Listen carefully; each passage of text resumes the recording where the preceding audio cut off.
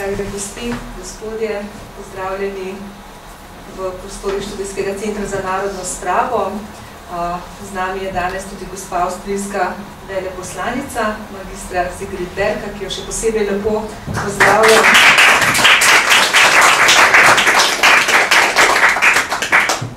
In seveda našo današnjo predavateljico, lahko rečem, dolgoletno sopotnico delovanja Študijskega centra za narodno spravo še v časih, ko je bil minister dr. Lovro Šturen, je bila dr. Helena Jaklič, bom lahko rekla, kar zadolžena, malo, ne, za Študijski center za narodno spravo, oziroma takrat v okviru Ministrstva za pravosodje oddelek za popravo krivic in za narodno spravo. Tako da naše delo dobro pozna in ga spremlja in mi smo veseli, da je v teh letih ob svojih siceršnjih delovnih obveznostih uspela ustvariti tako odličen doktorat, ki nam ga bo danes predstavila in obljubila tudi, da bo izdala knjigo. Tako, mogoče na začetku preden dam besedo dr. Jakličevi in pa dr. Renato Kopersiču, ki bo predstavil nekaj o tem delu, nekaj o dr. Jakličevi, samo nekaj misli o tem, da vas spomnim na dejstvo, da je Študijski center za narodno spravo praktično vsega začetka svojega delovanja se ukvarjal tudi s pomembno temo vračanja slovenskih fantov in deklet, mladine, družin, tega prisilnega vračanja, repatriacije iz avstrijske Koroške nazaj v Jugoslavijo, kjer so seveda Titovi partizani oziroma komunisti brez milosti večino od njih pobili, umorili v jamah, rudniških, jaških. Zgodbo seveda dobro poznamo. To je pač ena najbolj temeljnih zgodb slovenske zgodovine, temeljnih in tragičnih. Leta 2010 smo bili povabljeni v Veliko Britanijo, v mestece Great Missenden, kjer smo prisostvovali enemu lepemu obredu v maši v spomin na te umorjene Slovenke in Slovence, ki jo je organiziral takratni dolgoletni predsednik britansko-slovenskega društva, gospod Kit Miles. Gospod Kit Miles tudi zelo pozorno spremlja naše delo in kljub temu seveda, da se tudi njemu žali Bog nalagajo leta, še vedno raziskuje resnico teh krutih dogodkov. In ravno v zadnjem času je zaprosil preko Evropskega poslanca dr. Milana Zvera za dostop do novih arhivov, ki obstajajo v britanskih muzejih, arhivih, v Imperial War Museum v Londonu je en posnet intervju z enim od glavnih akterjev takratnih dogodkov, to je ta prosluli Lord Eldington, ki ga verjetno poznate, takrat leta 1945 brigadir Toby Lowe, ki je sodeloval pri tej prisilni izročitvi, pri tej prevari. In žali Bog, tako kot pri nas, se arhivi skrivajo pod nalepko osebnih podatkov, tudi Angleži pod to nalepko, pač ščitenje osebnih podatkov, zaenkrat še vedno ne dovolijo dostopa do tega intervjuja, ki bi verjetno marsikaj dodatnega pojasnil. Ampak za konec ne rečem samo še to. Študijski center za narodno spravo ima ustanovljeno komisijo oziroma delovno skupino, ki se ukvarja s temi vprašanji. Več kot 1600 ljudi z vsega sveta je podpisalo peticijo britanski in slovenski vladi, ki smo jo izročili tako britanski vladi kot slovenski vladi. Zaenkrat pač nobena vlada ne kaže, kaj je dosti zanimanja, dosti volje, da bi se s tem ukvarjala, ampak jaz trdno verjamem, da bo prišel čas, ko boste tako na britanski strani kot na slovenski strani volja in pogum, da se ti dogodki vendarle dokončno razčistijo in pojasnijo. Mislim, da smo to dolžni sami sebi, tistim, ki so bili umorjeni in pa seveda našim potomcem. Hvala lepa, ker ste prišli in dr. Podesič, dr. Jakličeva, izvolite.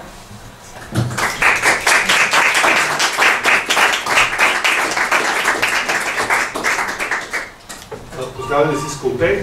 Posebno veselje mi je, da med nami pozdravim vas, spoštovane poslušalke in poslušalci, in pa kolegico dr. Heleno Jaklič, ki nam bo predstavljala, verjamem, zanimivo temo, o kateri marsikdo, verjamem, med vami ve veliko, marsikdo misli, to so stvari, ki so že prežečene, ampak verjamem vam, da se splača vztrajati do konca in poslušati to delo, ki je dejansko nadgradnja Helenega doktorata. S tem pravzaprav predavanjem delujemo predstavitvijo tudi doktorskih nalog, doktoratov, ki smo jih letos že nekaj izvedli in obljubljam vam, da bomo na tej poti tudi v prihodnje vztrajali. Torej, da bomo poleg standardnih predavanj, predstavitev knjig, obletnic raznih dogodkov, nadaljevali tudi s predstavitvijo odmevnih doktoratov, ki se tičejo predvsem slovenske polpretekle zgodovine, oziroma polpretekle zgodovine tega prostora.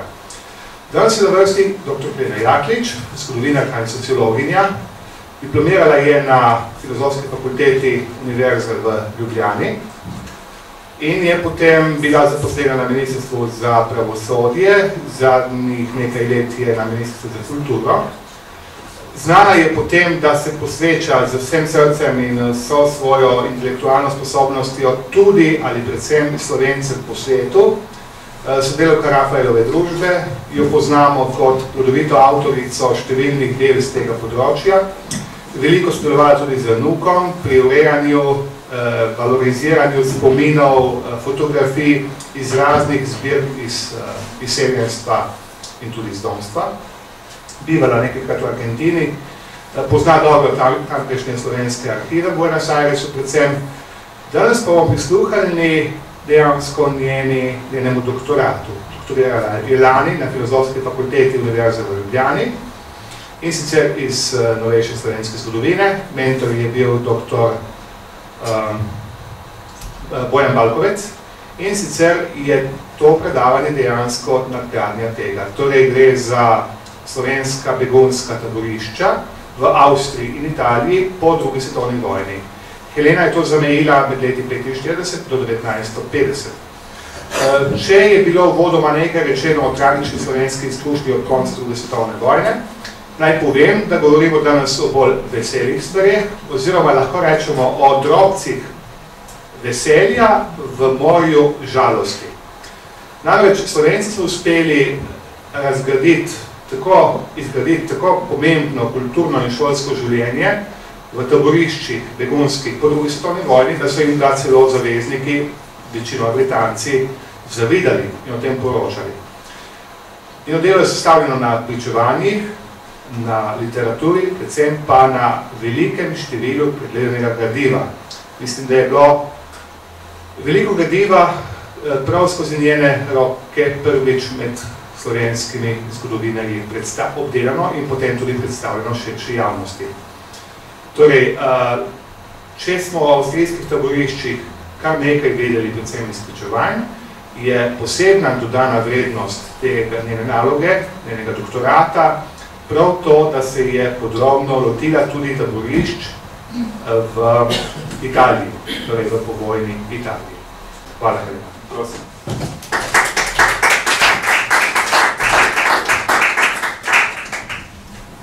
Lep pozdrav tudi v mojem imenu. Na kratko bi vam želela predstaviti življenje slovenskih beguncev v Avstriji in Italiji, tako kot je povedal že dr. Podesič.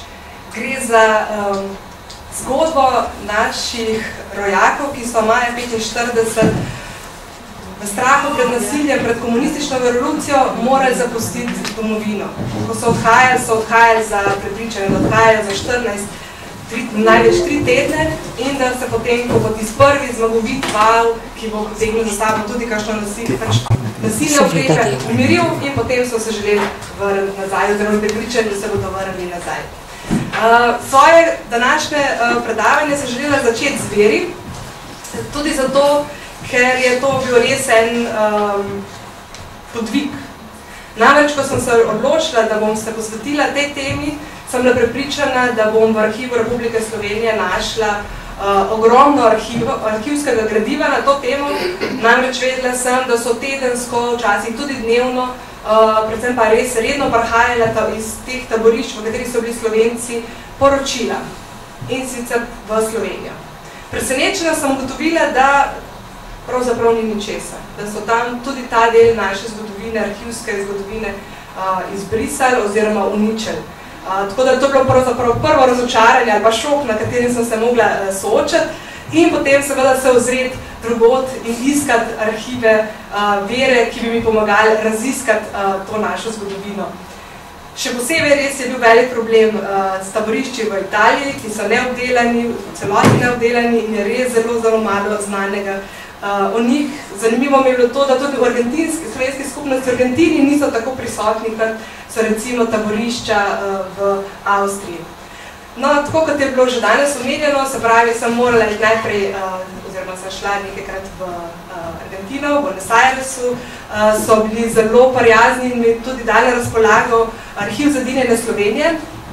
Gre gradivo, v tem arhivu noter taboriščno gradivo, ki je nastajalo v teh taboriščih. Mene je predvsem navdušilo, da ko so 48 odhajali po svetu, da namesto, da bi vzeli sabo, odhajali so pač neznano pravzaprav, ne? In takrat bi človek pričakoval, da vzameš sabo pač tisto, kar boš nujno potreboval za življenje, kot je recimo obleka, mogoče še kakšna hrana ali kaj takega. Oni so vzeli gradivo, ki je nastajalo v taboriščih. Niso ga pustili za sabo, ampak vzeli sabo. Tu se mi je zdelo nekaj res kazalo tudi na odnos do taborišča skupno do vsega tega, kar so ustvarjali. Potem sem šla tudi v arhiv UNRE. Gre za arhiv pač organizacije, ki je večina časa skrbela za ta taborišča. Arhiv je v OZN-u, v Združenih narodih v New Yorku. Moram reči, da to je bila kar svojevrstna izkušnja, namreč ta arhiv je zelo neurejen. K sreči sem imela tam enega zelo prijaznega gospoda, tako kot pri nas, je tudi tam omejitev, koliko škatel na dan smeš pogledati in ta številka je tudi tam 5 škatel. Seveda, ko je človek v tujini daleč od doma, ko to dela v prostem času in svojim lastnim dopustom, pač nima časa na pretek. In sem pač tistih 14 dni, ko sem bila tam, res izredno bila vesela, ker je bil en gospod, ki je razumel tudi mojo stisko. In naj vam povem, je samo nosu, škatle je samo nosu in ker so bile res neurejene, jaz sem pa sam slikala. Tako da sem potem doma pravzaprav gledala, 120 škatel sem pravzaprav takrat preslikala in potem to doma vse vem, škoda drevesa, ampak jaz sem se sprintala, ker je bilo lažje mi pregledovati to gradivo. Zelo sem bila vesela tudi osebnih arhivov nekdanjih beguncev, še posebej arhivskega gradiva šolskega upravitelja, ki je bdel nad ljudskimi oziroma osnovnimi šolami v taboriščih v Avstriji, Aleksandra Majhna, njegov sin je to ta očetov arhiv res skrbno hranil pri sebi in potem, ko sem prišla k njim, mi ta arhiv tudi izročil, tako da tega sem res vesela. In pa osebna pričevanja, ki so dopolnjevala to zgodbo o slovenskih beguncih. Nekateri med njimi so danes žal že pokojni, ampak sem vesela, da sem jih pravzaprav že ujela. Ravno te tri, ki imam recimo na sliki, sta dva od teh že pokojna, gospod Fink in pa gospoda Angelca Klanšek. Gospa Bantagel je pa sicer Kovač, je sicer še živa, ampak se veste, leta naredijo svoje. No, zdaj pa gremo k sami zgodbi. Če me bo zaneslo, me ustavite. Ker veste, ko človek tako srčno raziskuje eno temo in se mu zdijo veliko stvari pomembnih, veliko stvari ga navduši. In naj vam povem, da moj doktorat ima 400 strani, kar je obsežen, ampak res se mi je zdelo bistveno, da so tiste najpomembnejše stvari tudi v spredju. Tako kot je bilo danes že omenjeno, zagotovo je bila posebna izkušnja, ki je najbolj zaznamovala slovenske begunce, umik na Koroško. Ta pot je bila pravzaprav izredno pretresljiva oziroma tudi zelo težka, naporna, ne zaradi poti same, da bi rekel človek, to so bili vendarli časi, ko so bili ljudje lahko rečem, tudi navajeni hoditi, ni bilo tako. Ampak vse drugo je bilo res, to so bile, predstavljajte si vi, da hodite, zadnje se vam že približujejo partizanske enote, ki tudi zadnji del kolone beguncev obstreljujejo, ne veste, kaj bodo naredili. Potem množica, ne le Slovencev, ampak tudi drugih, ki so se umikali po tej cesti proti Ljubelju, od vojske in tudi drugih beguncev, avtomobili, potem so to konji, vozovi, konjske opreje. Vse to je se premešalo med to množico. Ampak lahko bi rekli, da najhujše jih je še čakalo. Danes se nam, po mojem, težko predstavljamo, kakšna težka zgodba, oziroma kako pretresljivo je bila izkušnja prehoda skozi Ljubelj. Ko se mi danes peljamo, je to osvetljen, 1500 metrov dolg predor, takrat je bila stvar v izgradnji. Takrat je bilo to neosvetljeno, to so bile iz stropa, je kapljala voda. Si predstavljate, kako smo že mi nervozni, kadar nam, ko gremo recimo po cesti, pa strehe pade dol, kakšna kaplja, pa nas je že en tak zoparen občutek. Tam pa pravzaprav še vidiš ne, tema je. In ta pot je bila res zelo stala številnim beguncem v spominu dolga desetletja, lahko bi rekli, spomnim se enega gospoda, ki je razlagal, kako je vsakič, tudi kasneje, dolga desetletja, potem, ko je hodil skozi vsak predor, se je spomnil, je ta občutek pomišljal nazaj. In tle bi mogoče za ta, da čutimo, kaj to je, se mi zdi tak izsek enega od beguncev, ki ga je kasneje napisal, govori prav o tem. Takole je zapisal. V predoru ni bilo luči, cestišče je bilo v slabem stanju. Posod so bile mlake vseh velikosti, obokran strop je bil razpokan, skozi razpoke v njem je počasi ali v nenadnih curki pritekla zelo neprijetna voda. Po nekaj korakih smo se znašli po polni temi. Tu ali tam je malo pomagal kakšen žigalnik ali baterija. Poskušali smo ostati skupaj, tako da smo se držali tistega, ki je hodil pred nami. Najnevarnejši so bili konji, ki so bili preplašeni in težko obvladljivi. Dvakrat sem že mislil, da nas bodo pohodili ali nas oblili skopiti. Nekajkrat smo zaslišali krike ali brezupne klice, ko so se ljudje ločili, na splošno pa se je slišalo samo premikanje ljudi, živali in vozil. Zdelo se je, da predor nima konca. Ne spominjam se, kako dolgo je trajalo, da smo prišli skozi. Vsekakor zelo dolgo. Tako se mi zdi, tako res, da se začuti. In ta predor je spisal tudi tako pretresljive zgodbe, kot je zgodba mame. Mene vsake znova ta zgodba res se me dotakne. Zgodba mame, ki je šla v predor z dojenčkom. Zdaj pa predstavljajte si maso ljudi, ki vas v tej temi poriva in v nekem trenutku je dojenček samo spozel iz njenih rok. In množica za njo pravzaprav seveda ni vedela, da ne hodi samo po golih tleh, da ne hodi po lužah. In se pravi, šla je v predor z mamico, od mamice z dojenčkom, in je prišla brez njega. In take zgodbe je spisal ta predor. Na drugi strani so prišli na Vetrinsko polje. Tisti, ki danes obiščate recimo ta kraj, ne morete dobiti občutka, kakšno in kako je takrat bilo. Jaz sem šla, ko sem šla prvič pogledati, sem bila kar malo tako, niti nikjer nobenega znamenja, ki bi spominjal na tiš čas, ali pa da bi bila eno obeležje, kaj se je dogajalo pred tolikimi leti na tem Vetrinskem polju. Danes je namreč pozidan. Večina kraja je pozidana. Takrat pa je bilo to en gol travnik. Predstavljajte si, da na ta travnik so zavezniki usmerjali okoli 32,000 ljudi. Spali so na golih tleh, to ni bilo barak, to ni bilo nekih zavetišč, kjer bi lahko si uredili domove. In naslednja 2 meseca je pravzaprav to pomenil dom, če tako rečemo, naših beguncev. Dom, tisti srečnejši so imeli dom urejen pod vozovi ali pa celo na vozu. Ostali so si pomagali s kakšno vejo, z lubjem, rikami, rekami, pač kar je nekdo imel s seboj. In kot je bilo danes že omenjeno, pa se mi zdi, da je prav, da se pove še enkrat, čeprav vem, da je tu v tem prostoru res vsem res znana ta tragični trenutek naše zgodovine. Konec maja pripelje do res enega trenutka, ki po mojem da ničel v zgodovini slovenskega naroda ni ne predvidel in ne mogel, niti slutet ga ni mogel, da se kaj takega lahko zgodi. Takrat so bili vrnjeni slovenski fantje, slovenski domobranci in pravzaprav ni ga bilo v taborišču, ki takrat ni izgubil očeta, brata, mogoče sina ali več sinov, strica. Tako da je bilo to en res tragičen trenutek. Ravno ta Fakt, da sem vam prej kazala pričevalka, gospa Klanšek, je recimo v taborišču izgubila 4 brate in ostala potem sama in sama šla tudi potem v svet.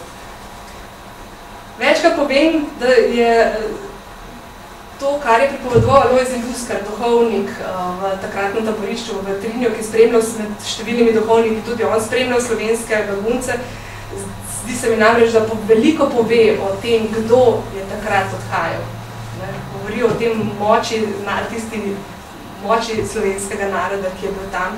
Namreč Alojzij Luskar je vedno znova govoril o tem, kako da se je takrat v Vetrinju, na tem Vetrinskem polju zgodil en moralni čudež. Zakaj se je zgodil čudež?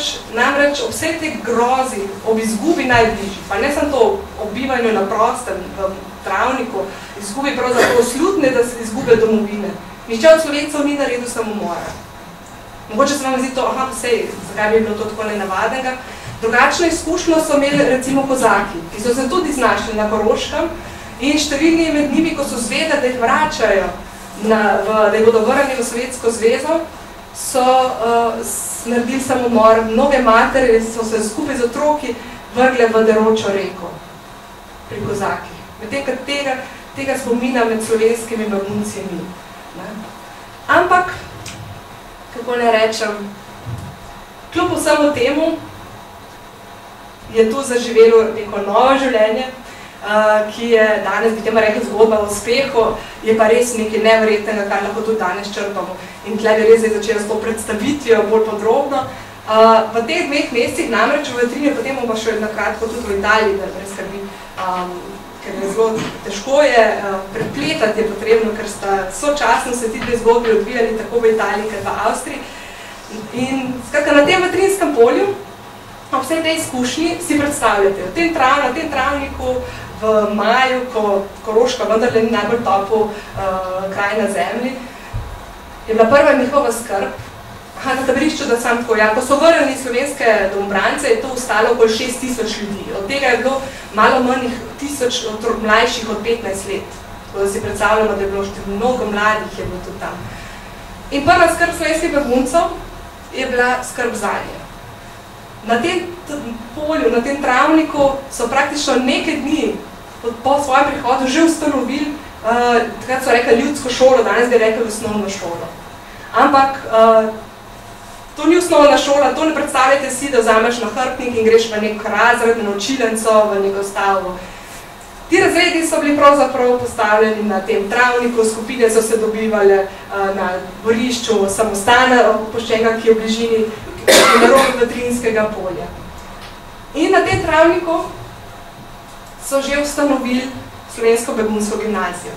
O njej bom povedala nekaj besed kasneje več, ker si je res naša pozornost, ker je bila res nekaj svoje vrste oziroma nek fenomen. Lahko bi rekli, da je bil nek fenomen v ne le evropskem, pravzaprav v svetovnem merilu, kaj je neka begunska skupnost bila sposobna v taborišču, kjer ni bilo niti osnovnih pogojev za življenje, uspela spostaviti. Na tem Vetrinskem polju se pravi nastane slovenska begunska gimnazija. Tudi oni, njihovi razredi so razredi na prostem, oziroma potem so eno opuščeno hišo, nekje tudi zavezniški oblasti oziroma taboriščno vodstvo in ponudilo, da so lahko tam uredili zasilne prostore. Zakaj je bilo to možno? Zagotovo je največji razlog v tem, da je maja 1945 Slovenijo zapuščala prosvetna, gospodarska, politična, kulturna elita. Lahko bi skoraj rekli, da najboljše, kar je slovenski narod takrat imel. In tudi slovensko begunsko gimnazijo so lahko sestavili res zgleden, izredno vrhunski profesorski zbor, ki je lahko res na najvišjem nivoju poučeval, predajal znanje svojim dijakom. Vedeti je treba, da so na tem Vetrinskem polju vse te slovenski begunski gimnaziji, da dijaki niso imeli sabo zvesto, niso imeli pisali. Kdo pa, ko gre za 14 dni vzame to s seboj, težko si predstavljam, vsaj jaz vem, da bom, da bi vzela. No in so kljub vsemu temu to začeli s tem delom. Na tem Vetrinskem polju so začeli tudi že z pevskim zborom, ki je ob odhodu iz taborišča Vetrin štel 130 članov in imel tudi že svoj prvi koncert. In danes sicer nimam sabo, ampak jaz se kot človek preobira arhive, recimo UNRE, in najde tam poročilo o tem koncertu, o katerem piše z res lepimi besedami, kako pohvalijo. Ne morejo verjeti, da lahko bile v mesecu pa pol nastanjen zbor in sredi nič bi lahko rekli in brez vsega lahko ustvarja tako lepo ubrano petje. Na tem v Trinskem polju so začeli izdajati tudi že prvi časopis.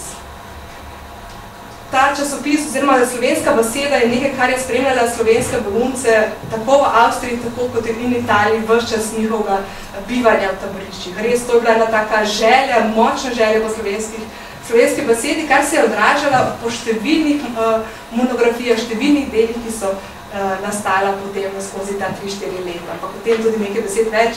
Zdaj smo na Trinskem polju, tu začne izhajati časopis Domovina v taborišču, sprva na enem strani, oziroma na enem A4 formalnem listu, v le nekaj izvodih, v nekaj dneh pa že izide preko 200 izvodov, ker so ljudje to klepeli potem in prebirali. To ni bilo tako enostavno, da ne boste mislili. Veste, kad danes, kad gre to v tiskarno, pa stiskamo, imamo občutek. To je bilo potrebno tam na tistem polju stiskati. In ne boste verjeli, kar je meni vedno znova zanimivo je, da so bili ljudje, ki so odhajali na to pot, pa smo spet pri tem. Niso vzeli sabo hrane, niso vzeli obleke, ampak so bili nekateri, ki so vzeli še kaj drugega. In tako je bil eden taboriščnih, oziroma eden beguncev, ki je vzel svoj nahrbtnik, vzel stroj, zapisalni stroj. A si predstavljate, kaj je on kot slutil, kot neko dragocenost, ki jo je želel vzeti sabo. In ta pisalni stroj je potem pomagal, da se lahko začeli ustvarjati časopis. V Trinskem polju so začeli tudi že s prvimi predavanji za vse taboriščnike, ker so želeli, da nekako čas mine, da ni časa za žalost, tisto obupovanje.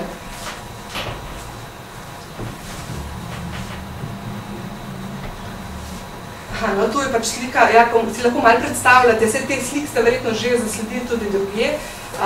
Se pravi, ko tam je recimo dobro primer, kako se dobro vidi, kakšnem polju govorimo, oziroma kakšnem travniku govorimo, kako zasilna so bila ta bivališča na tem Trinskem polju.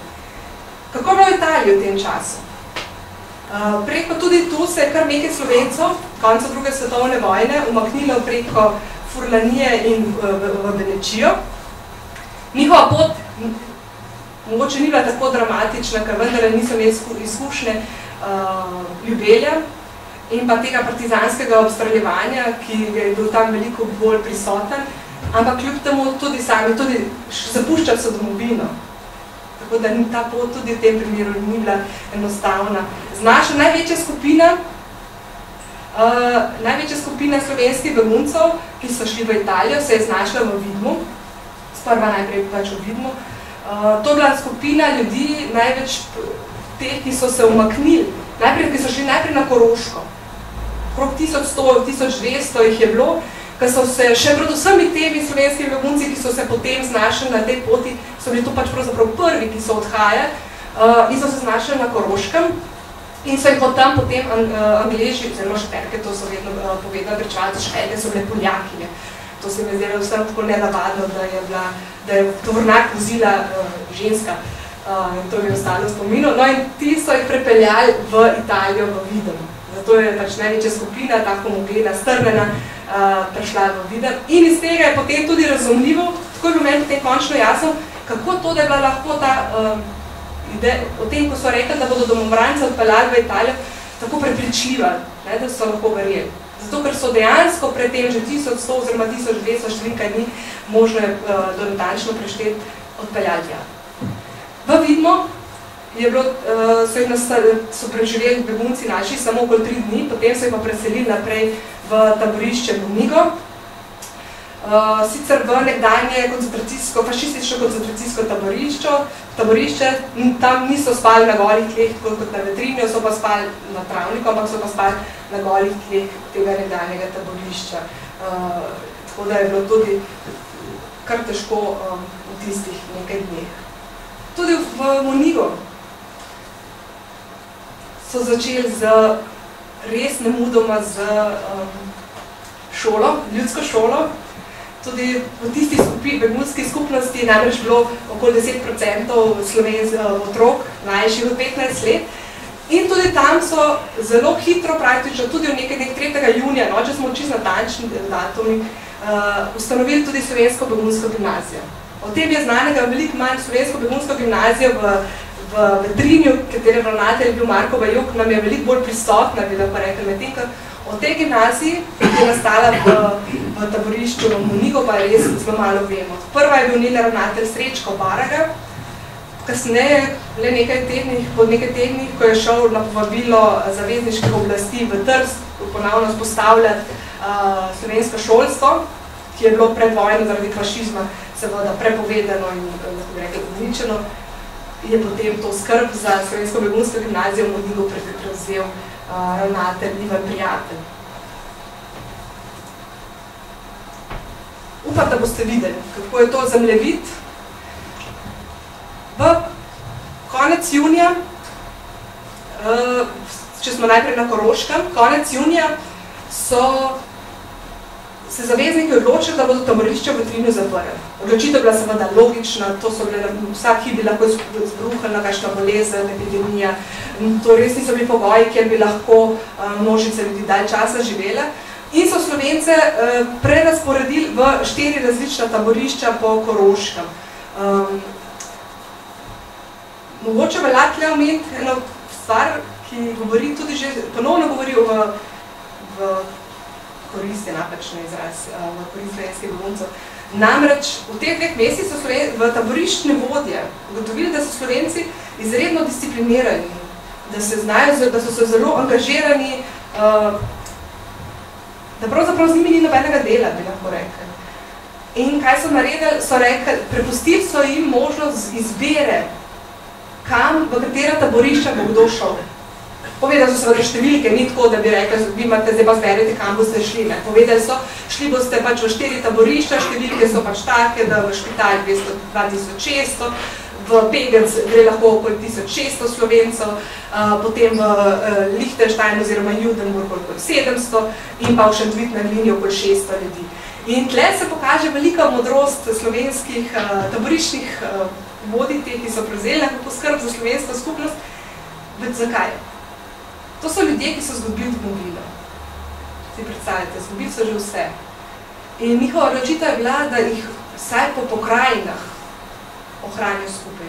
Se pravi, se veste, kako je človeku pomembno, da sliši svojega domačo govorico. Zdaj Dolenci, ko pridem jaz domov na Dolensko, meni je pač tako lepša, kar pač poslušam govorico pač svojih domačih krajev in tako so naredili tudi tam. Se pravi, Gorenci skupaj, Dolenci skupaj, Notranci skupaj. Edino, še ena modra poteza je bila, odločili so se, da bodo vsi dijaki in pa profesorski zbor Slovenske begunske gimnazije ostal skupaj. So rekli, tako bo edino mogoče zagotoviti, da bodo res šola lahko obstajala in dosegala neke kvalitete oziroma neke standarde. No in tako je bilo konec junija, so bili preseljeni v ta 4 taborišča. Šentvid na Glini je bil pol kasneje, mislim, zelo kmalu, v parih mesecih so jih preselili, zaprli taborišče, ker je bilo v zelo slabem stanju, to so delno v polporušeni pirotehnični tovarni, stanovali delno pa v šotorih. Zato so se potem odločili, zato je pa tudi Kellerberg, ki je manj znan nam, zato je tudi Kellerberg naveden, na tem zemljevidu preselili tja, ampak že februarja 46 to skupino potem preselil v Špital in na koncu res Špital postane največja taboriščna slovenska skupnost. Drugačna zgodba je zgodba Slovencev v Italiji. Če je bilo v taborišču v Avstriji, da so pač tisti, ki so bili v Špital poslani 45, so tam pravzaprav ostali vse do svoje selitve v svet. Tudi ostali, ali je v Judenburgu, se pravi, ni bilo teh selitev. Medtem, ko življenje slovenskih beguncev v taborišču v Italiji, zdaj malo več časa posvečam tem, res me ustavljam prehitro, preveč, ampak pot največje slovenske skupnosti je šla tako.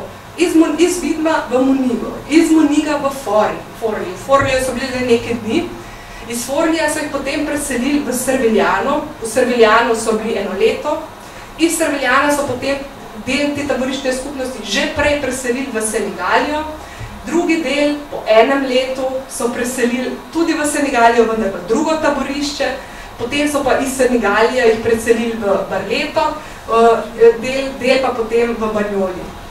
Ni treba se vsega tega, mislim, je lažje, če ste kje prebrali, ampak samo to, kako je v 3 letih, koliko taborišč so zamenjali.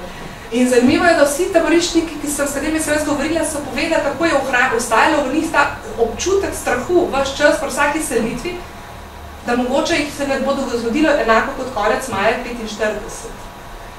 In da jih bodo namesto v sosednjo drugo taborišče preselili v Jugoslavijo. Še celo 48. leta, ko so eno veliko skupino recimo peljali v Nemčijo in potem iz Nemčije so odšli v Argentino, so pošiljali izvidnico Slovenci naprej, zato da so na tistih največjih železniških križiščih preverjali, če bo vlak res šel v pravo smer. Se pravi, ta strah se je res globoko zarezal v slovensko skupnost, begunsko skupnost in jo tudi zaznamoval. Ostala taborišča, ki jih vidite po Italiji, so taborišča, kjer so se tudi znašli Slovenci. Predvsem so bili to primorski domobranci, se pravi, po tej poti, ki sem jih prej naštela, Serviljano, Senegalje, so bili pa civilisti.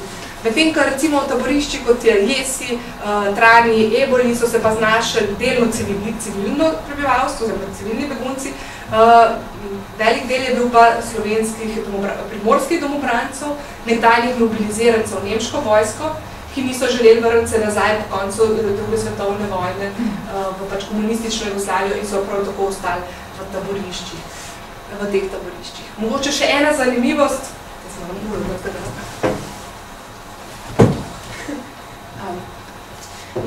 ena zanimivost, Italije, če lahko zelo točno, ali pa res, pravzaprav skoraj da ne rečem, do osebe natančno vemo, koliko Slovencev je bilo posameznem taborišču v Avstriji, pa je to zelo, zelo, zelo težko ugotoviti za Italijo. Ob vseh dokumentih UNRWA, ki sem jih pregledala, je pravzaprav le redki dokumenti, ko so kakšne točne številke, kje pa je glavni razlog. Medtem, ko so na Koroškem res zelo delili begunce na Slovence, na Hrvate, na Srbe, se pravi in pač druge narodnosti, zelo pač po narodni pripadnosti, pa je bilo to drugače v Italiji. Tam pa večina piše o Jugoslovanih. In ni bil prisoten tudi ta narodni moment, da bi rekel, potem vem, koliko Slovencev je bilo v kakšnem taborišču. Zdaj pa res, to je ena taka, še eno podobo teh taborišč, nekaj slik, se pravi, to so ta osrednja taborišča, Špital Pegec, potem vitrin smo že videli, Kellerberg, kako je bilo, in pa potem naslednji še taborišča v Italiji, da vidimo slike, in lahko tle smo kar pri tem, kako je bilo življenje v slovenstvu v teh taboriščih. Ker je bistveno, ker v tem, ko vemo, kakšni pogoji so živeli, lahko razumemo, v čem je tako neverjetna zgodba njihove ustvarjalnosti, kulturne, prosvetne, skratka vse, kar so počeli. Ko so prišli v taborišče, tle pa res splošno govorila, da ne boste v strahu, da bom vsako taborišče posebej se lotila, ampak resen, ker je neke značilnosti pravzaprav nosijo sabo vsa taborišča, bolj ali manj, ena malo več, ena malo manj, ampak večina, ko so prišli v taborišča, so bila te barake večinoma neurejene, so bile prepišne, mrzle. Lahko si predstavljate, da v teh barakah ni bilo nekega ogrevanja, da to niso bile izolirane barake. To je bilo težko življenje. Po zimi si predstavljate, kako je, ko imate v baraki, veliki baraki, en sam gašperček, ki je ali pa ni zakurjen, odvisno koliko je drv na razpolago. Ali pa v Italiji, ko so v Senegaliji, ko so stanovali v kovinskih barakah. Veste, ko je poleti vroče sonce prepekalo, to so bile hude temperature noter. Ali pa po zimi, ko mi pomislimo Italijo, jaz sem najbolj presenečena, ko sem ugotovila, da je v Italiji bil tudi sneg. Da so tam, recimo, dobro, tam se ne vidi, ampak ko je za 20-30 cm zapadlo v Serviljanu snega ali pa v Senegaliji. Ko so jim domačini pravili, da že leta in desetletja tam ni bilo snega, takrat pa je bil.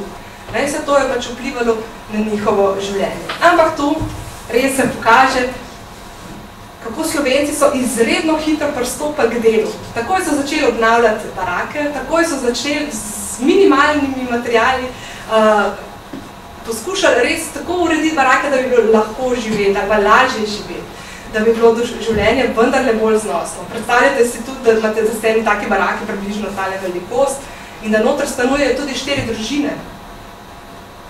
Tudi to imamo v mislih, da to je 4 družine, kje je tu zasebnost, ki jo 3 leta ne moreš pravzaprav ustvariti. Ampak se pravi, vse to je seveda vplivalo na nje. Izkazali so se v tem delu seveda tudi slovenski obrtniki. Namreč bili so izredno inovativni, zelo ustvarjalni, znali z najbolj osnovnim materialom narediti pravzaprav najlepše izdelke. Tako da, ko je te svoje izdelke so potem na prošnjo tudi taboriščnih vodjev razstavljali recimo na razstavah. In med drugim v enem od arhivskih poročilu UNRE, ta se mi je zdaj tudi tak lep, najdemo recimo zapis. Takole so napisali. Razstavljeni eksponati so bili številni in na zelo visoki ravni, tako praktično kot umetniškem smislu. Iznajdljivo Slovencev pri izdelovanju njihovih izdelkov, ki so nastali v najpreprostejših in najbolj primitivnih pogojih, je bila še posebej občudovana. Taka pohvala se pravi, kako res so naredili lične izdelke, pomagali so si recimo z odpadki nekdanjih letal, predvsem v špitalu v bližini Judenburga, sta bili nekdanji tovarni letal, kjer so lahko tista aluminij, ki je bil tam ostal, si predstavljate, ležal je tam, domačini niso vedeli, kaj z njimi. Slovenci so pa šli do zavezniških oblasti in jih prosili, če smejo to porabiti.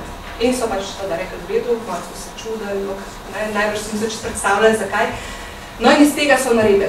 Vse, kar je bilo potrebno, od posode, pribora, lijakov, skratka, kar so potrebovali. In kar je še posebej zanimivo je to, da so ti izdelki bili tako lepi, oziroma tako tudi kvalitetni, da so po njih začeli povpraševati tudi okoliško prebivalstvo in ga odkupovati. In na ta način so prišli do nekaj malega sredstva, s katerim so potem lahko naredili druge stvari. Niso kupili hrane, mene je to fascinantno, niso kupali dodatne hrane. Pa bi jo lahko, ker življenje v taborišču je tudi z tega težko, da so imeli, da je hrana bila skromna, ne samo skromna, prazna. Predstavljate si, njihovo zjutraj je bila ena kava, črna, grenka kava, kosilo, potem neka mineštra, v katerem je plaval mogoče kakšen makaron, mogoče kakšen krompir, vsekakor to ni bila neka mineštra našega časa in zvečer ponovno neka grenka kava. Ampak ne, oni so ta denar in ta sredstva namenjali za svojo kulturno dejavnost in to, kar so počeli. Tukaj nekaj slik, ki tudi prikazujejo te, kako so delali. Tukaj se tudi recimo upam, da se vidi, kako natlačeno, ne? Kako tukaj je ena družina, potem neka navidezna stena, ta druga družina, kako so pač to živeli. Skratka, obrtniki so se izkazali, uredili so barake in potem, gremo k temu srednjemu delu, nemudoma, bom pogledal uro. Se sem rekla, jaz to je res tema, ko bi mogel čisto vsakega navdušiti. Vsakega bi mogel, pač ko bi se z njo sreča, je nekaj, kar bi jaz želela, da pride ta duh, tudi malo v naš prostor Slovenije, da se vrne. Ker pač res, tudi ko je težko, da zmoreš in narediš največ. Rekla sem že v taborišču v Vetrinju, enako v Muniku je bila prva skrb za šolanje.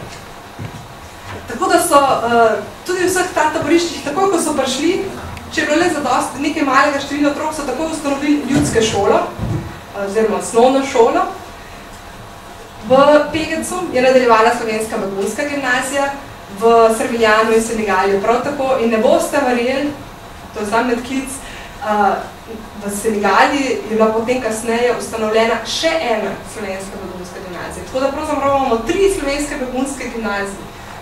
Prvi dve so seveda dosegali pač res najvišje nivoje, tretja vendar zmanjka potem najboljši profesor, ampak kljub temu ni bila slaba, je bila dobra gimnazija. Marko Bajuk, ki je vodil begunsko gimnazijo v Avstriji, si seveda zelo prizadeval, da bi maturantje Slovenske begunske gimnazije, ko bi končali gimnazijo, ko bi naredili to begunsko gimnazijo, da bi njihova maturitetna spiričevala, da tista, s katerimi bi lahko potem šli naprej na študij na univerze. Zato je zaprosil zavezniške oblasti, da pride oceniti maturo. No, zavezniki so se odločili malo drugače, in so poslali komisijo, ki je ocenjevala celotno slovensko begunsko gimnazijo. Celotno, se pravi, ne samo maturo njihovo, ampak vse. In zopet smo pri 7 straneh poročila te komisije, v katerih pravzaprav najdemo same lepe besede o tej gimnaziji. Poročilo za tiste, ki boste imeli kaj čas, ker ste lahko v Arhiv Republike Slovenije. Od zadnjih nekaj let je namreč to poročilo tudi v tem arhivu. Gospod John Korselic, verjetno vam je znano ime večini od vas, je namreč to je bil gospod, ki je tudi spremljal begunsko skupnost in bil navdušen nad njo, še danes je navdušen, ne vam povem, da gospod je še živ in aktiven, že tak dinamičen, star čez 90 let. No in ta gospod je od svoje gradivo, ki ga je takrat nabral, je odstopil Arhivu Republike Slovenije, tako da je tam dostopen in tudi to poročilo, v katerem najdemo tudi ta zapis. Ta zavod ohranja kljub velikim težavam najboljše tradicije evropskega izobraževanja in kulture. Je vitalnega pomena, ki na katerih predmetih celo nadkrivljuje učence enakih zavodov v Angliji. Njegov obstoj se zaradi razmer, v kateri se šola nahaja, lahko imenuje junaški podvig, ki si zasluži vsa možna priznanja in podporo. Tako da res je taka pohvala. Zakaj se je zaslužil, zakaj lahko govorimo o junaškem podvigu? In ko govorimo o tem, govorimo pravzaprav tudi o slovenski begunski gimnaziji v Italiji, da ne pomote. Rekla sem, seveda šolari niso vzeli sabo zvezko, niso vzeli učbenikov. Ni bilo pisali, tega ni bilo, vsega je primanjkovalo. Šola je potekala v barakah. Če so rekla, da so bile prej prostori tam, ker so bivali neogrevani, je bilo še toliko slabše tudi za begunsko, za te prostore, ki so bili namenjeni šoli. A vidite, tle, recimo, to je šola, to je ena šol, vidite, sam kovinsko groja ni česar. Postopno so potem reševali, pridobili kakšen papir, s tem, kot se rekla, da so pri nekaj denarja zaslužili, so postopno kupili tudi kakšno pisala, ne boste verjeti, celožarnice so morali kupiti sami. Mi imamo občutek, da so to vse taboriščne vodje sami pač poskrbeli za to. Marsikaj od tega so morali taboriščniki zagotoviti sami. No in so res začeli so, da bi ta manjko nadoknada, so začeli učitelji sami tiskati, oziroma pripravljati, pisati učbenike. Jaz sem pozabila sem hotela samo pokazati enega od teh primerkov, učbenikov, ker je res lepo pripravljeni. To spet ni bila tiskarna, to je bilo treba kupiti papir, ki je bil težko dostopen v tistih časih. Tinta je bila izredno draga. In na Ciklostil so potem te učbenike stiskali, bomo kasneje videli, kako to zgleda. Da pomanjkanje učbenikov, to ste verjetno že slišali, ampak se mi zdi fajn še enkrat povedati, mogoče za tiste, ni bil izgovor za to, da ne znaš. Pač znati si moramo. In en tak primer je tudi enega dijaka, ki se je zgodil v Pegacu, v taborišču v Italiji, ko ni znal. In kaj se je zgodil? Bil negativno in pač njegova opravičilo, da nima učbenika, ni pomagal. Se pravi, to opravičilo profesor ni sprejel. In kaj je sledilo temu? Dijak je za nekaj dni izginil, šel in prišel nazaj v taborišče s polnim nahrbtnikom knjig. Kaj je naredil? Šel je čez karavanke, peš, po skrivnih poteh domov, tam nabral učbenikov in knjig in se vrnil spet po skrivnih poteh in prišel nazaj. Predstavljate si, to ni bilo nekaj enostavnega doma, ko so lokalne oblasti izvedle, da domači niso prijavili, da se je njihov mladoleten sin, da ne bomo mladoleten, oglasov doma in niso tega prijavili, so domače zaprli. To je bilo res en tak hud podvig. Tak, da so celo potem ob začetku šolskega leta v Angliji o tem pisali.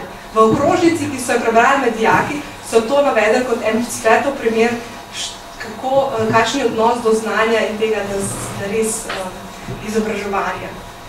In da si boste predstavljali, da ta gimnazija nista bile tako, res so bile zahtevne, mogoče še naštejem predmetnik, ki je mene vsakeč znova fascinira, ker se vsakeč spomnim svoje gimnazije in jamranja, kako grozno je bilo in koliko preveč predmetov smo imeli. No, da vam naštejem tali predmetnik, tisti, ki se vam da, štejte, da boste videli slovenščina, angleščina, nemščina, španščina, latinščina, grščina, zgodovina, zemljepis, prirodopis, fizika, kemija, matematika, temelji filozofije, umetnost, risanje, narodna ekonomija z osnovami sociologije, naruk in čisto na koncu. Kaj manjka? Telovadno. Ko si umanjen, ko ne moraš več nič. Ti ostane še telovadno. Pravi, res izredno zahteven. Enako tudi Slovenska begunska gimnazija v Italiji je ravno tako res kvalitetna, z kvalitetnim učiteljskim zborom. Njim sicer ni uspelo te javnega priznanja, je pa maturitetno spričevalo Slovenske begunske gimnazije tudi v Italiji zadostovalo za upis na univerze v Padovi, v Bologni in potem kasneje po svetu, kar je tudi kazalo v nekem neformalnem priznanju te gimnazije. Ampak, da ne ste mislili, da ga skrb samo za mladino, tisto najmlajše, pa za gimnazice. Kar se zdi neverjetno je, da so v Slovenski, tako v Italiji, kot v Avstriji, da ne pomote, v obeh, so ustanovili tudi srednje strokovne šole. Še vedno smo v taboriščih, še vedno smo v teh barakah. Strokovne imamo potem gospodinjsko šolo, srednjo imamo kmetijsko, obrtno. Nekaj časa je v taborišču v Avstriji delovala celo trgovska akademija. Posebno poglavje so študentje, v njih mogoče samo nekaj besed, ker se res čas hitro odvija, obrača. Tudi številni študentje so takrat zapustili maja 1945 domovino, se znašli v taboriščih. Ti so potem iskali možnost vpisa naprej na fakulteto, spet so se pojavili pri istem problemu. Nihče, ki je odšel na pot, ali pa mogoče bil kakšen posameznik, ni imel sabo potrdila o tem, da je že vpisan, da je že hodil recimo na Ljubljansko univerzo ali mogoče na Zagrebško univerzo. In seveda brez tega, kako se zdaj vpisati. Tako v Italiji kot v Avstriji so res se tudi Slovenci zopet izkazali, predstavljati si Marko Bajuk in to mu številni res ne more pozabiti te študente, ker se mi zdi, da je omogočil tisto možnost nadaljevanja študija. Je šel na Graško univerzo, predstavil problem in v tem času je za svojim delovanjem Slovenske begunske gimnazije že užil tak velik, oziroma že tam pa šel tudi en slove o tem, kaj je ena slovenska skupnost, en taborišče deluje, dela, da so rekli, glejte, komorkoli boste vi kot Marko Bajuk napisali potrdilo, pa gor napisali, za tega in tega povem, jamčim, da je bil vpisan, bo to zadosti za vpis na univerzo. In tako je okoli 120 slovenskih študentov se vpisalo na Graško univerzo. Številka je še malo večja na te, ki so se vpisali potem v Padovo oziroma v Bologno. In kar je še posebej tako, izredno so izstopili. Bili so med najboljšimi pravzaprav študenti, tako v Gradcu kot v italijanskih univerzah. Ampak, tle imate mogoče še neke številke, samo te številke so tako, to so se spreminjali, ker otroci so prihajali, odhajali, to so pa samo en okvir za to, da imate občutek, koliko ljudi je to bilo. Skrb ni bila samo za otroke in mladino. A vidite, tam neformalno izobraževanje. To je bilo tudi eno svojevrstno, ne morete si predstavljati, ali pa si poskušate predstavljati, praktično ni bilo dneva, ko ne bi bilo na razpolago slovenskim beguncem neko predavanje. Lahko je bilo zelo strokovno, lahko je bilo poljudno, z res različnih področji, od zgodovine, sociologije, družbenega nauka, cerkve, teologije, vprašanja morale, skratka, ni bilo tema, v kateri ne bilo možno kaj slišati. Poleg teh predavanj, ki so bila res redna, zelo številčna, tudi slovenski begunci so jih zelo radi obiskovali. Še en takle zapis, ker se mi zdi, da je tak dober. Poleg teh predavanj so v taboriščih organizirali tudi številne tečaje. Ne boste verjeli, jezikovne tečaje, tako še posebej španščina, angleščina, ampak najdete tudi tečaje, kot so ruščina, francoščina, češčina, skratka res bogat nabor jezikov in tudi spet Slovenci so to zelo radi obiskovali, množično. Poleg tega so imeli tudi, poleg jezikovnih tečajev so tudi imeli tečaje, recimo, tudi spet različnih vrst, od tečaje za bolnišnične strežnice, do tečajev strojopisja, tečajev knjigovodstva, skratka različnih takih mojstrske tečaje, potem so imeli celo fotografski tečaj. In ne boste verjeli, kar je meni bilo zelo zanimivo, Imeli so celo pritrkovalski tečaj. A si predstavljate, v taborišču, kjer ni zvonov, so organizirali pritrkovalski tečaj, kar kaže na to, kako zelo jim je blizu slovensko zvonjenje in so to hoteli nekje upeljati v prostor. Kako so se znašli? Rekla sem, tam ni bilo zvona. Nekateri verjetno veste, na kakšen način so, kako so si pomagali, ker ni bilo zvonov, želeli pa so ta zvok pripeljati tudi v taborišče. A kdo ve? Ne. Tračence. Tračence so, ne boste verjeli, uglasbili, bi lahko rekli, tako mojstrsko jih urezali, da so zvenile milozvočno. Mene ni bilo tam, da malo pomoto, tako da jaz verjamem to, kar sem prebrala. Prebrala sem pa to v poročilih UNRE, taboriščnega vodstva.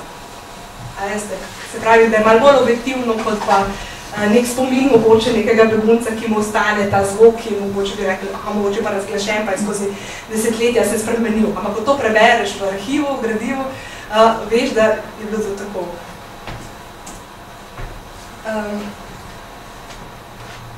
Vse, kot sem že rekla, že pri šoli sem omela, ni bilo papirja, oziroma ni bilo učbenikov, ni bilo ničesar, zato so učitelji začeli to pisati. Nastali so, a vidite, celo za slovenske pritrkovalce so celo izdali en takle priročnik. Tam je naslovnica, njegovo upam, da vidite, pa se vidi.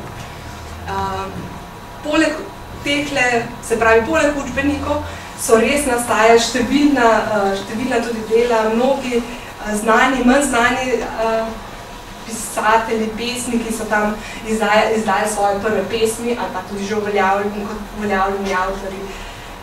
Med njimi recimo imamo Vladimirja Kosa, imamo Tineta Debeljaka, Vinka Veličiča in tudi še številna druga, Mirko Kunčiča in številna druga imena, da ne bom zdaj predolgo naštevala.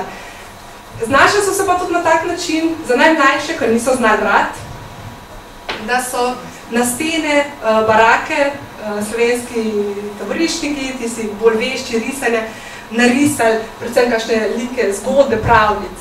Potem so pa tudi zamenjali, če boste kakšne slike druge videli, vidite, da so tudi se spremenijo, ni ves čas samo ta, tu je recimo Steguljčica in 7 palčkov, ampak so potem tudi druge zgodbe. In enako tudi v Italiji. Poleg tega, da so te učbenike izdajali, prej sem pozabila povedati, se opravičujem, ali se bom vrnila v tisto neformalno izobraževanje, kjer ni bilo samo jezikovnih tečajev, se pričujem za ta preskok nazaj, ampak ni bilo jezikov, niso bile samo predavanja, niso bile samo tečaji, strokovni ali taki tečaji. Prirejali so številne bralne večere, meni se zdelo, da to se danes je nekaj neverjetnega, kjer so prebirali literarna dela različna, predvsem slovenskih avtorjev. Na ta način so pač skušali nadoknaditi to pomanjkanje slovenske knjige. Ampak kaj je tako neverjetno, kako so to prebirali? To ni bilo samo tam, da so se usedeli pa prebrali. Tisti, ki je bral, je predstavil tudi avtorja, predstavil čas, v katerem je delo nastajalo. Predstavil je tudi nek o tem samo zgodbo, o tem, skratka en tak res globok pogled v delo, da si ga lahko razumel. Prirejali so tudi številne literarne večere, kjer so se tisti uveljavljeni, manj uveljavljeni avtorji predstavili s svojimi deli. Tako da, to je ta skok, ko se vračam pa zdaj nazaj, se pravi, številne res so, ne samo učbenikov, številne monografije so tam išle, številke gre okoli tudi do 500 teh različnih naslovov, okoli 80 učbenikov nastane v Italiji in v Avstriji v tem času. In pa posebno pozornosti zaslužila je sicer ni naslovnica zgodovinski atlas Slovenije, namreč v taborišču, v špitalu dobimo Slovenci tudi svoj prvi zgodovinski atlas, ki je potem šele kasneje, da prvič ponovno išel eden od letini, sicer še ta prvič po Sloveniji šele potem v slovenski samostojnosti po letu 2000, ko ga je izdala nova revija. Kulturno življenje. Izredno velik poudarek so dajali kulturnemu življenju. Tako so ustanovili, kjerkoli so prišli pevske zbore, res od na otroških, mladinskih, mešanih, moških, ženskih. In to so bili, kot sem rekla že v Vetrinju, ko sem govorila v Vetrinju, izredno kvalitetni pevski zbori. Kako to vemo? da je recimo pevski zbor v Špitalu, to je že večkrat omenjeno, ampak je prav, da zavest naša pride, je prišla posnet radijska BBC in potem te slovenske pesmi so predvajali tudi na avstrijskih radijih. Pevski zbor, ta najboljši pevski zbor v Taborišču v Srbijanu, slovenski emigrantski pevski zbor, je gostoval tudi v Rimu, imel različna gostovanja, med drugim tudi v Rimu, pel tudi papežu na audienci, kar kaže nam tak bogatstvo tega pestra. Mogoče en izseg bi vam prebrala tle o tem, kako so preko pesmi pravzaprav izražali svoje občutja Slovenije, kako smo Slovenci radili tega, da preko petja pravzaprav več povemo kot pa ubesedno, kot pa samo z besedami. Tako se je spominjal, gre za en zapis, spominja na en koncert, ki je bil na Koroškem, se pravi Taborišču na Koroškem, ko so začeli prvi Slovenci odhajati v svet. In tako se je spominjal eden od nekdanjih beguncev. V slovo je mešani pevski zbor pod vodstvom profesor Miheliča priredil nabito polni veliki dvorani sredi Taborišča koncert. Nikdar prej in nikoli kasneje nisem slišal takega petja. Peli so poznane slovenske pesmi, ki pa so dobile tisti večer poseben čar. Ta koncert ni bil le slovo od prijateljev, od rojakov, ki so odhajali. Ni bil le njihovo slovo od nas, ki smo ostali v Taborišču. Bilo je naše skupno slovo od domovine tam za gorami, od živih in mrtvih bratov, soborcev, sotrpljivov. Bilo je slovo od dela našega srca, ki je ostajal tam. Pri zadnji pesmi je vsa dvorana ostala. Pričeli smo peti, vsi. Grmelo je od glasov, ki so se trgali, ker so se borili s solzami. Tak lep opis se mi zdi, ker veliko pove. Večkrat lahko povem jaz s svojim besedami. Poleg tega so uprizorili tudi številne predstave, gledališka dejavnost je bila zelo živa. Pri pevskem zboru mogoče še to, da niso pri glasbenem delu, da niso imeli sam pevski zbor, ampak so imeli tudi orkestre, vodalne kvartete, kvintete in podobno, s katerimi so tudi gostovali in bili uspešni. In o njih tudi najdemo res izredne pohvale v teh poročilih UNRE. Potem pa seveda številne gledališke predstave, kot sem rekla, tle sem dala eno sliko, ki se mi zdi neverjetna. Zdaj, vi, ki ste na tej strani, boste bolj slabo videli, ampak to je scena za predstavo Hamleta v Senegali, ko so jo izdelali. To so begunci naredili sami. Tle se vidi, kako lepo je narejeno. In če bi bila slika še večja, pa da bi bila tle fajn tema, bi bili pozorni lahko na tega moža tlele, ki se zdaj malo slabše vidi, namreč viteza, ko bi videli kako, in jaz bi vas tle vprašala, če mislite, iz česa je tale vitez na ta oklep.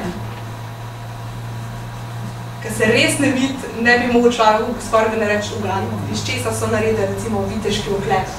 Iz aviona. Česa? Aviona. Ne. Iz pokrovčkov konzervov, ko so jih dobili za jesti. Ta iznedljivost. In tako res lično, ko se poveča, res ne moraš nikoli uganiti, da je to en takle ostanega ne konzerve. Tako da res ta slika se mi zdi, da res pokaže vso to kvaliteto. In pri gledališki predstavi rekla sem, da je to scena za Hamleta, tudi številne druge zahtevne gledališke predstave so uprizarjali, ki so jih še danes najdemo v naših gledališčih. In bili so množično obiskani, ne samo taboriščnikov. Začeli so na predstave, hodili gledališke predstave, tako kot na njihove koncerte, tudi množično okoliško prebivalstvo. In ne boste verjeli, številne delegacije so prihajale iz Anglije, pravzaprav gledati, kako je to možno. Da je na slovenska taboriščna skupnost nekaj tako neverjetnega obstaja. In so bili ti pogosti, obiski zelo pogosti. Potem se mi zdi, da še ena slika se mi zdi zelo blizu. Mesto tudi, se pravi, šport je bil pomemben, tudi tam seveda bil si vendarle v omejenem prostoru in so potem razne takšne koreografije naredili. Zakaj ta slika mi je blizu ali pa mi je top pač pri srcu? A kdo ugalja zakaj? Ali kdo zamisli kaj? Zaradi zastave, ja. Naša slovenska trobojnica. A jeste? Ker mi veliko pove o tem, ko so govorili, kako so to izdajalci odhajali. Tle imate pa res razcvet slovenstva, ki ga tle najdete, ki ga tle opazite. Ko bi imeli priložnost brati recimo priprave, šolske priprave, ko so učili te dijake ali učence v teh begunskih šolah, ko bi tam prebirali, kako jih učijo imeti rad domovino, kako je pomembno, da je to slovenska zemlja, da je to naša zemlja v smislu res nečesa, kar je naša skrb, kar smo prijeli in kar moramo dati naprej. In kakšna vzgoja je bila to, ker bila vzgoja za to meni ena stvar, ki me je res fascinirala, se mi zdela neverjetna, mi smo pač otroci tisti generaciji tle, ki smo odrastali ob tem, da smo narod hlapcev. Tega v taborišču niste slišali nikjer. To so bile, njihova vzgoja je bila vzgoja, da ste gospodarji na svoji zemlji in da vaša skrb in odgovornost je skrb za bližnjega. To je bilo glavno sporočilo. To se meni zdelo tako nekaj. In zato mi je to ta slika res blizu, ko najdemo te prebojnice, pa ni samo tle, marsikje na kakšni fotografiji videti, kako so to slovenstvo tudi tle zelo poudarjali, čeprav moram reči, da taboriščnim vodjem ni bilo to prav pri srcu, tako da so to tudi malo kasneje, posebej še konec 46-47 pregnanja. Vse se približujem koncu, da ne boste v strahu. Rekla sem že prej, tiskanje, pisana beseda, to je bila res izredna nuja, pravzaprav bi lahko rekli, v taboriščih, vseh taboriščih, tudi tam, kjer recimo sam 50 Slovencev so vsaj stenske časopise začeli izdajati. V Pekecu v najboljšem času so preko 10 naslovov različnih časopisov je izšlo. Ampak tudi spet imate predstavo, da je to svoj vrsten podvig, ravno ponovno, kar se že povedala, pomanjkanje časopisa, drag je bil, da tinta draga, skratka vse to in kljub temu. Mogoče, tlele imamo Zedinjeno Slovenijo, to je tudi ena izredno dragocena vir, pravzaprav bi lahko rekli, za življenje slovenskih beguncev v Italiji. Namreč, od septembra 1945, ko so začeli izdajati Zedinjeno Slovenijo v taborišču v Serviljanu, je pravzaprav izhajala vsak dan do februarja 1948. In poročala o tem, kaj se dogaja doma, kaj se dogaja po svetu in kaj se dogaja v taborišču. Ko prebiraš, jaz po mojem sem do zdaj edina, ker sem vse številke prebrala in vse strani prebrala in je tega res ogromno, ampak so delčki, drobci, ki jih moraš potem sestavljati skupaj v eno zgodbo. Pa vendarle vidiš, da to je bilo izhajalo, da pa so bili tako v Avstriji kot v Italiji podvrženi tudi določeni cenzuri. Mogoče tudi delno avtocenzuri, pa tudi cenzuri.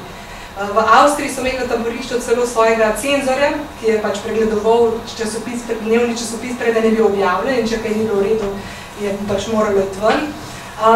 Tam so se Slovenci seveda dobro znašli in sicer kako, da so izdajali dva časopisa. En je izhajal dopoldne, uraden, cenzuriran, enega so pa izdajali popoldne, napisali gor, da izhaja v Celovcu, ne pa v taborišču, in med taboriščniki so ga razdelili po 5 uri, ko je prišel vlak iz Celovca mimo taborišča. Tako da ni bilo, da so na ta način poskušali zakriti. Tu, v Zedinjeni Sloveniji, ko so ta časopis, kje sem videla, da so bili tudi, je bila pa prisotna, pač seveda cenzura, ampak kje se vidi, da je bila močna samo cenzura prisotna. Leta 6. septembra 1946 so iz taborišča praktično čez noč izgnali 29 slovenskih duhovnikov, od 32, kot jih je bilo, oziroma kasneje 33 v taborišču. Tako, čez noč je prišla navodilo, morate iti. In so jih pač ven iz taborišča torej izgnali. In niti besede. V Zedinjeni čeprav so bili stebr begunske skupnosti, o tem niti besede v časopisu. Čeprav so se begunci izbrali, ko so odhajali na peronu, jih pospremili, tudi protestirali pri taboriščni upravi, tudi uspeli takrat v tistem protestu doseči, da so najpomembnejšo figuro duhovno, bi lahko rekli, slovenske begunske skupnosti Italije, monsignorja Antona Oreharja, ki so ga tudi želeli izgnati, da potem smejo ostati, ampak niti besede. Tako da to so pač vidite, kako so bili te pritiski. Potem še, imeli so tudi svoje, tako v Italiji kot v Avstriji svoje tiskarno, taboriščno, kjer so pač te knjige tiskali. Zdaj, malo ste rekli, da versko šport pa versko življenje nekako ne gre skupaj, ampak se za šport je tist fizično krepi, verska življenje pa tista duhovna skrb. Kogarkoli od slovenskih beguncev boste vprašali, bo povedal, kako je to, bi pravzaprav ta prisojnica, pa ta del bi moral bi pravzaprav na začetku tega predavanja. da so vse to zmogli, da so vse to uspeli, da so v teh res neverjetno izrednih okoličinah uspeli spisati nekaj tako nepredstavljivega, je bila pravzaprav največja zasluga njihova globoka vera. To so bili res in tudi življenje, versko življenje, ki so ga v taboriščih gojili, so ga želeli tudi na tem približati temu, kar so imeli doma. Od številnih procesih, seveda rednih marš, to so bile vsakodnevne marše, duhovnih vaj, potem različne dejavnosti, potem so tudi recimo skavte, ampak šmarnične, različne pobožnosti, šmarnična, rožnovenska pobožnost, dovolili so jim tako v Italiji kot v Avstriji nekaj roman, tako da so že recimo na Gospod sveto v Avstriji, v Italiji pa v Loreto. Skratka, to je res prežemalo našo slovensko skupnost, begunsko, tako v Avstriji, Italiji in to je pravzaprav res temelj. In kot so sami rekli, to so bile res tiste duhovne vaje, zaradi katerih je potem lahko slovenska skupnost v Argentini tako zelo zacvetela tudi tam. Ampak, da sem pa res čisto v zadnjem delu te predstavitve svoje naloge, verjemite, da veliko se spustila in da je težko, ker bi človek hotel res povedati vse in še več. Ni bila lakota tista, kjer je bila najhujša v taborišču, ali pomanjkanje hrane, ali pa prepišne barake. Vsa 3 leta pravzaprav je bilo najhujše, kar je bilo tudi največji pritisk na slovenske begunce, so bili stalni pritiski zavezniških oblasti na njih, da bi se vrnili domovino.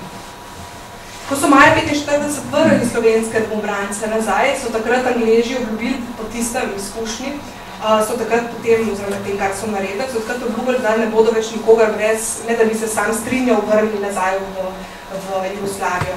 Ampak to pa ne pomeni, da niso naredili čisto vsega, kar je bilo možno, da bi se sami za to ne odločili. Postopno so začeli zmanjševati že tako res zelo skromne obroke hrane. Postopno so videli, kako pomembna je to kulturno življenje, to prosvetno, šolsko življenje, so začeli omejevati, postopno so prepovedali izdaje različnih časopisov, omejili ali pa otežili gledališke dejavnosti, naspevske zbore. Potem so v nekem trenutku, ko so videli, da je res stebr, pa nekaj, kar jih najbolj tudi resno dajala s ponosom, to so pa slovenske begunske gimnazije, so tako v Avstriji kot v Italiji prepovedali njuno delovanje in v nekem trenutku tudi izgnali del, pač tisti najmočnejši del profesorskega zbora, med njimi tudi ravnatelja. V Italiji je mogel Ivan Prijatelj celo praktično čez noč taborišče zapustiti, zato da si je rešil življenje, oziroma da ga niso vrnili nazaj v Jugoslavijo. Tudi iz Jugoslavije so bile več čas pritiski, prav na tudi slovenske begunske gimnazije jih je potrebno prepovedati. Tako se našli, recimo, smo rekli prej na začetku, da v Arhivu Republike Slovenije praktično ni gradiva na to temo.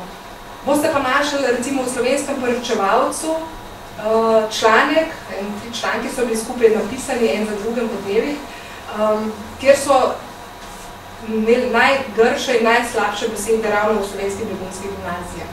In tam tudi so jasno tisti avtor, ki je pač ima kratico FM, je jasno napisal, da jugoslovanske oblasti ves čas pritiskajo in da ti grdi zavezniki nočejo teh izdajalcev, ki tam notočijo, najhujši vojnih zločincev, kot so pač Ivan Bajuk in podobni, ne vrniti nazaj. Poleg tega so začeli v taborišče prihajati repatriacijske komisije iz Jugoslavije, ki so ljudi prepričevali o tem, da je potrebno, da se vrne nazaj, da jim ne bo hudka, predvajali različne filme, tudi promocijske oziroma take propagandne, delili letake, pritiska tudi na domače tu v Sloveniji, da naj pišejo svojim domačim in jih spodbujajo, da naj vrne, naj se pride nazaj. To je meni bilo zanimivo, ko berete oziroma ko veste, kako je bila pot teh pisem. Veste, ker ni bilo tako, da je imel možno, da je napisal poslal svojemu svojcu v taborišče. Ne, to je čisto nekaj drugače. Napisati so mogli pismo, to pismo je šlo potem na Ministrstvo za notranje zadeve v Sloveniji in šele o tem, seveda in odprto seveda, da imamo pomote in potem šele v taborišče. Seveda je vsak vedel, kaj sme in česa ne sme napisati v takem pismu. Zanimivo je to, da so bili pač begunci ni bilo uspešno, pač ti pritiski res niso bili uspešni, zelo malo se jih je vrnilo nazaj In mogoče en primer, se pravi, ko so tudi razlagali slovenski begunci, zakaj nočejo nazaj, da to je res, da tam jih čaka hudo življenje, ampak ne samo življenje, tudi pritiski in vse to maščevanje te oblasti, so se Angleži odločili, da pošljejo delegacijo v Jugoslavijo. In zakaj jo omenjam? Zato, ker se mi je zdela, je neverjetno, da od tej delegaciji je ohranjeno poročilo. Ko je ta delegacija pripravljala poročilo, je v arhivu UNRE, skratka, to poročilo ohranjeno, kot so rekli. Tam je napisano, tako, ko so beguncem predstavili, ko se je vrnila ta delegacija nazaj v taborišče, je povedala, ne boje, res niče, nič, zelo fajn je tam. Tudi lahko sem s komorkoli, ta gospa, ki je vodila to delegacijo, s komorkoli sem želela govoriti na 4 oči, sem brez problema govorila, vsi so mi zagotovili, tudi tisti naslovi, ki ste mi jih videli, da je vse v redu in da ni enega strahu, da se ne bi vrnili nazaj. No, tako imamo pa to poročilo, ki sem ga omenjala, ki je bilo pa namenjeno taboriščnemu vodstvu oziroma potem zavezniški upravi. Je pa gospa napisala med drugim tudi to, da so jo spremljali ves čas zraven, da nikoli ni smela z nobenim govoriti brez, ne da bi bil prisoten uradni tolmač, jugoslovanski. In kar je še zanimivo, je meni bilo, ravno v obisku te delegacije je v svojih spominih zapisal tudi Kajetan Gantar. Prav to, ker namreč med temi, ki so Kajetan Gantar kot sam begunec, ki se je potem 47. leta sta se z očetom vrnili nazaj in so tudi ta angleška komisija prišla tudi k njihovi družini, je v tem se spomini, kako se iz tega bi vam rada prebrala, kako je pa on videl to poročilo, to poročanje te angleške komisije, taboriščnikov, kako je bilo vse v redu in tako, ne? Kako pa je to napisal Kajetan Gantar? Takole spominja. Mama je gostom najprej prostregla z domačim čajem. Na to so se zanimali, ali je imel ata v vrnitvi kakšne težave. Med drugim so vprašali, ali je dobil ustrezno zaposlitev. Nastal je dolg in mučen molk, ki ga je nazadnje prekinila moja mama. Že na nič koliko naslovov se je obrnil, a povsem brez uspeha. Ne samo, da ne najde ustrezne zaposlitve, sploh nobene zaposlitve mu ne dajo. Na to so se gostje poslovili in odšli. Njihov spremljevalec se je med vrati za hip postavil in mamo vprašal, zakaj ste tisto rekli? Na kar mu je mama odgovorila. Saj sem povedala samo čisto resnico, pa je z grozečim glasom odvrnil. Tudi vse resnice se ne sme vedno vedeti. Najbrž niste tako neumni, da ne bi dobro vedeli, o čem se pred inozemci govori in o čem se moči. Tako se mi zdaj tak zapis, namreč, ker ta gospa je poročala, da je oče tik pred tem, da bo dobil službo Kajetana Gantarja. Skratka, nič od tega, kakor se spominja Gantar sam. Pa sem pri tem odhodu v svet. Vsi ti pritiski, vsi ti ukrepi, mogoče še to, med temi ukrepi, s katerimi so poskusili res pritisniti, ne samo cenzura in ne samo to, kar sem že rekla, je bila tudi preselitev, 2 preselitve bi omenila. Ena je bila preselitev taboriščnikov iz Pegeca, iz taborišča Pegec v Špital. Odločitev je bila praktično sprejeta čez noč in so jih novembra 1946 naložili na vagone. Niso jim postili vzeti seboj niti ne drv, ki se je pripravili takrat na zimo na te vagone. Ta pot je, to mi je gospod Ravno Gantar tudi izredno dobro povedal, kako ta pot, ki ima 70 km Špitalom in Pegecem, je nekje približno 70 kilometrov, pač vlak, te proge, železniške proge, je trajala tudi en dan, oziroma 24 ur, nekateri pa celo dlje, so bili v teh vagonih, živilskih vagonih, neogrevanih, not zaprtih. Predstavljate, kakšen pritisk, da vse presedi. In potem, ko so jih ta pot je bila res nekaj pravi Gantar peklenskega, nekaj grozljivega in groznega. In verjetno, če temu dodajamo še občutek strahu, da bi jih bodo preselili v Jugoslavijo, kakšna notranja stiska je to morala biti. In pripeljali so jih v Špital, v tisti del taborišča, ki je bil res izredno slabo stanju. So bili sicer nove barake, ampak nedodelane, res prepišne, noč so stanovali, pravzaprav. To je konec novembra govorimo. So spali kar nekaj časa, potem ti begunci na tleh. Nekatere barake so ravno pri tem spraznili, ker so bile noče konjušnica, oziroma so imeli konje. Potem Podobno izkušnjo so imeli tudi v Italiji, so tudi praktično čez noč se odločili, saj tako je prišla informacija do slovenskih beguncev v Serviljanu, da jih bodo preselili v Senegalijo sredi poletja. In predstavljate si grozo mater, tisti dan, preden so zvedeli, da jih selijo, so otroke, njihove otroke poslali na letovanje v taborišče Riccione za 3 tedne. In potem dobijo informacijo, vas pa zdaj selimo. In je bil ta strah mam, da so jim načrtno pravzaprav odzeli otroke, da je bil to samo prevara, s katero so izgubili otroke, je bil pač tudi globoko samot zasiden. Sreči potem je bilo tako, so preselili in tudi otroci so šli z njimi naprej v Senegalijo, ampak pač ta strah. In res, da sem na koncu, veliko je še zapovedati, ampak skratka, večina beguncev se ni odločila za odhod v domovino, razlog, ne bom verjetno znani, jasni. Mogoče še čisto na koncu, počasi 48 leta, potem postopno odhajajo malo večje, malo manjše skupine po svetu. Sprva so šli nekaj v Brazilijo, Čile, nekaj držav, evropske države, ZDA tudi. Ampak zakaj se je večina odločila za Argentino? To je mogoče še tudi ena zanimivost, zakaj večina odide tja.